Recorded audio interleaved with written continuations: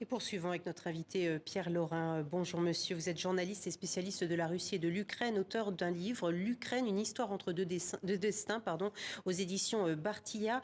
Quelle est votre analyse de cette victoire des forces ukrainiennes sur la Russie à Kherson? Est-ce qu'elle marque un tournant? On l'a beaucoup dit, vous êtes d'accord avec ça, un tournant dans la guerre?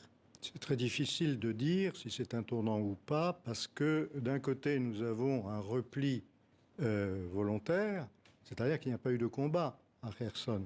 Vraisemblablement, les Russes ont pensé que maintenir une présence dans cette ville, c'était perdre beaucoup de force, non pas seulement des vies humaines, bien entendu, mais également une capacité qui pourrait être employée ailleurs. Donc, pour les Russes, il semblait logique de se replier sur une ligne qui est défendable, c'est-à-dire le Dniepr.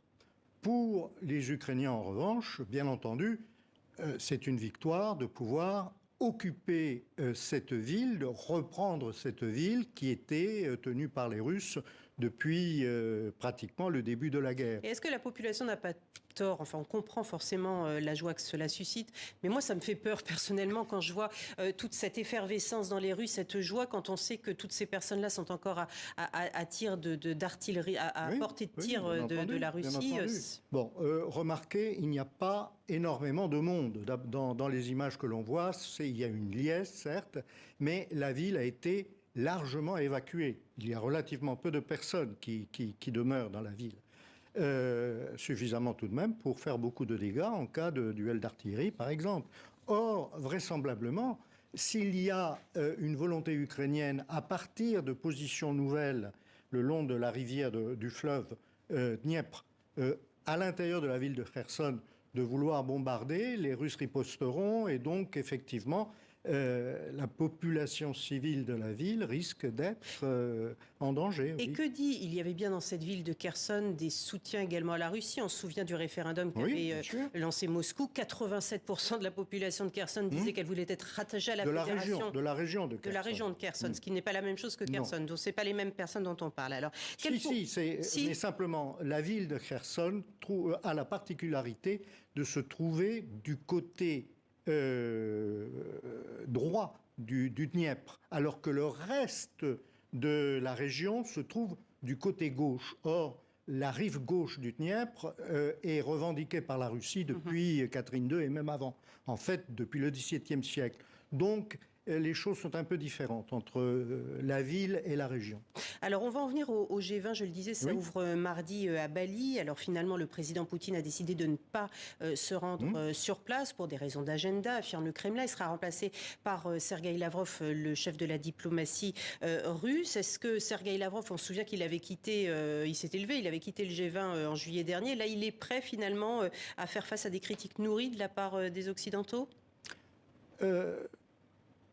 Ce que veulent les Russes au G20, c'est parler des affaires du G20, c'est-à-dire principalement d'économie. C'est-à-dire, si c'est pour les Russes, si c'est se retrouver face à un tribunal, il est évident qu'ils ne le supportent pas.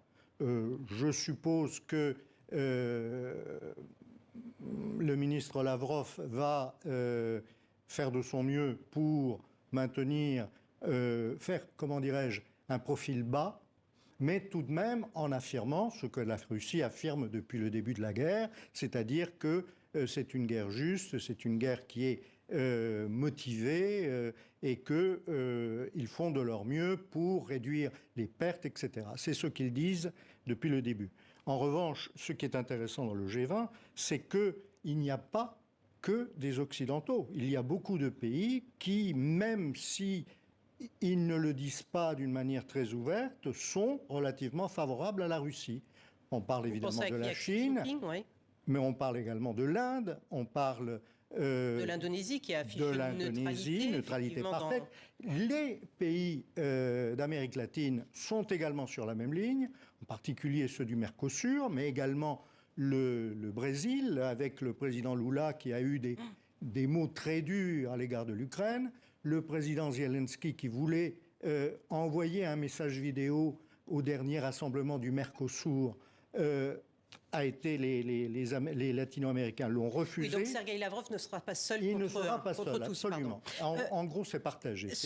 À Paris, disons, selon l'Élysée, l'Élysée a affirmé cette semaine, il y a un espace très clair à ce G20 pour porter un message de paix et demander à la Russie d'entrer dans la logique de la désescalade. Vous êtes d'accord avec cette affirmation de l'Élysée ? Je pense que c'est une affirmation de l'Élysée. Non, mais on parle beaucoup de négociations. On parle de négociations. Là, ce qui est nouveau, c'est que pour la première fois, les Russes disent qu'ils sont prêts à négocier sans condition. C'est-à-dire, jusqu'à présent, ils disaient nous négocions à partir de nos conditions à nous. Là, ils disent pas de conditions. Le problème, c'est que les Ukrainiens ne sont pas prêts à négocier avec une Russie qui serait toujours avec Vladimir Poutine à sa tête. Et ils ne veulent pas négocier tant que toutes les troupes russes ne se seront pas retirées, y compris de Crimée, ce qui, pour les Russes, est inacceptable.